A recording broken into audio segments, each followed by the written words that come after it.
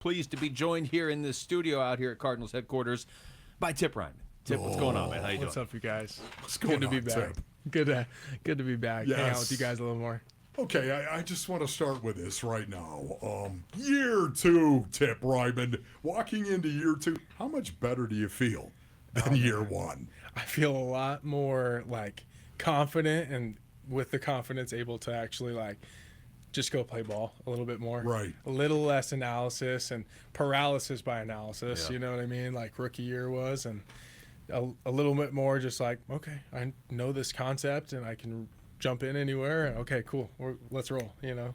It seems like, first of all, I'm thrown off because you didn't ask him his weight, Well, Wolf, yo, and I feel like I need to ask him to scoop you on it, but I'm not going to. I'm not going to do that. It just feels like logically what you just said would allow you in year 2 to kind of be like, okay, now I can focus on going to the next level instead of just trying to catch up with everything. You bet. Yeah, I mean, the catch-up game that's all it feels like in rookie year. So seeing the new rookies come in and being like, okay, I know exactly where they are, and if I can lend a helping hand in any way, that's been a good avenue to, you know, just be a teammate. And but yeah, man, the fluidity that it feels like as far as the difference goes, year 1 to year 2 is very real. I definitely feel that out on the practice field, and I'm sure when games come around, I'll notice the difference. So, too. Tip, would you say you're more confident? Yeah. Are you more confident going into year 2 than you were in year 1? Yeah, I think so. I mean, And what does that do for you, Tip? What will that do for you, do you think, as a player? yeah. My experience when I'm confident is just playing more free. And when I play more free, my hair's on fire more, and I lay into people more, and more pancakes. So that's darn. that's all we care about, right? All these things Wolf really hates. Seriously. So I mean, that's the goal as I continue to get more confident and play more free, and you know, just kind of that senior year in high school feeling, or high school or college, really. Yeah, you know, right. you feel flowy out there, and kind of getting into that more. I'm eager to see how it comes on game day on Sundays. I want to ask you about one of your teammates, Isaiah Adams, who's probably going through the same things that you are. Have you noticed that? I mean, he's jumping into year 2. Yeah, you guys know each other pretty well. Do you feel like he's kind of set up for the same sort of jump? Yeah, no, we've talked about it, man. We've talked about it at length, you know, at church and just random stuff. He's feeling the same way. We've talked about it at length, and he definitely feels the fluidity and the difference, and like the ability to jump in and understand the playbook just that much more. The freeness you can play with. Yeah. Okay, so here you are going into year 2, and I think you're just going to hammer people. Thank you. I just tell you that Kinda right sounds now. like it. I think you are going to destroy people. I think the confidence is going to turn into all of that goodness in year 2 going forward, because you're not questioning yourself anymore in terms of, do I belong here? You know you belong here. Right. And when you know you belong here, now all of a sudden it changes the entire paradigm for you going forward. Having said that, right now, are you a goal guy? Do you have any type of goal coming into year 2, or is it always just, you know, I just want to be the best player that I could possibly be, or do you get specific? I don't really have tangible goals. Okay. I have more intangible goals that are like, you know it when you see them goals. And that turns me to my process-driven self. My goal is to just dominate, to train to dominate, and when I get there, dominate. And that goes right into what you were saying, is just being so process-driven, because I know if I just take my next best step and be the best version of myself that exact time, this exact day, where my toes are, then time's just going to keep going. So I'm going to go with time. So every step of the way, if I just focus on the now, then I'm going to be my best self when that now comes, and that now is Sunday. Define dominate. I mean, what exactly No do you mean contest. by that? I'm going to hit you right in the face, bro. Yes. Yeah. A no contest moment. You know it when you see it, and someone else had no chance. And that's my goal. You know, I don't want to just win in my niche. I want to dominate, and I train to do so. We're talking to Tip Reiman. Tip, we talked to Paris Johnson Jr. last week, and he talked about the offense and how most of the noticeable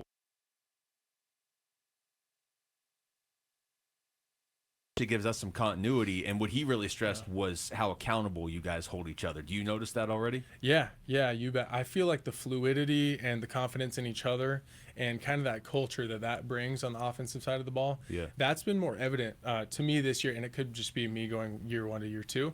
But to me, it feels like there's more continuity there.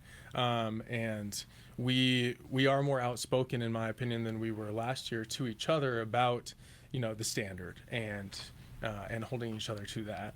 So, Yes. Okay. yeah, I think Paris was right on. Yeah. All right, Tip. So many football players.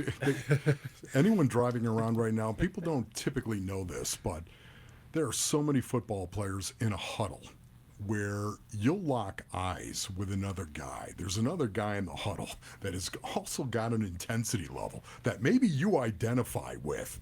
And maybe you lock eyes in the huddle and you look at each other. Who's that one guy? Is there a guy in the huddle that you're going to look at some point in time and maybe even lock eyes with in the huddle? Do you have that guy yet? Paris and I, quite a few times last year, we would lock eyes, and then you glance at each other, you glance away, you glance at each other again, you're like, yeah. And then you do it one more time, and then you just like headbutt in the huddle, and you're like, yo, we're gonna go. This tray block is gonna be insane. There's always that one guy, Luke. I'm telling you, in my 10 years in the National Football League, of looking that guy in the eye and going, "Yeah, you're gonna bring it? What? You're soft as butter." No, you're gonna bring it. Aren't you?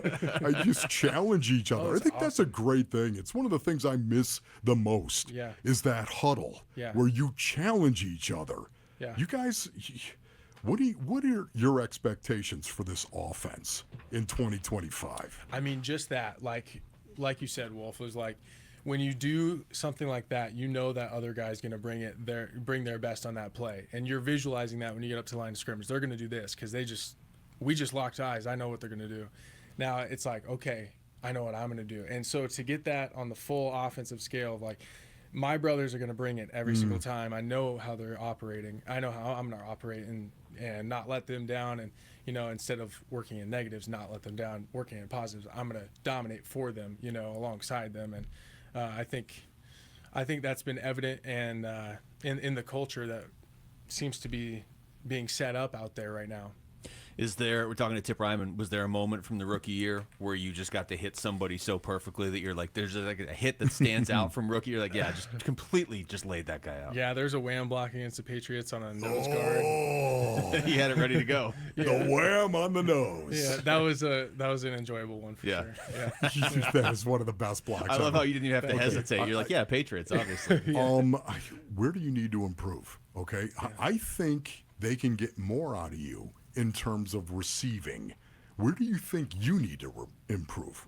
Yeah, so my improvement plan over the offseason was as far as a tight end goes, pass blocking and being just as reliable as an extra tackle, and being a reliable tiny tackle, if you will, and tiny tackle. and on passing downs and stuff. And so being able to be more consistent with my hands, my feet, and the placement of my hands, and my weight being bared down, because I often have gotten caught in the past playing overextended. Yeah. And so just staying within my phone booth, you know what I mean? And I'm strong in my phone booth, so I can take advantage of that. And so that's been a big emphasis for me, as well as out of triple flexion, so ankles, knees, hips, bottom of my three-point stance, exploding out of that with everything I've got, and just getting faster out of that position.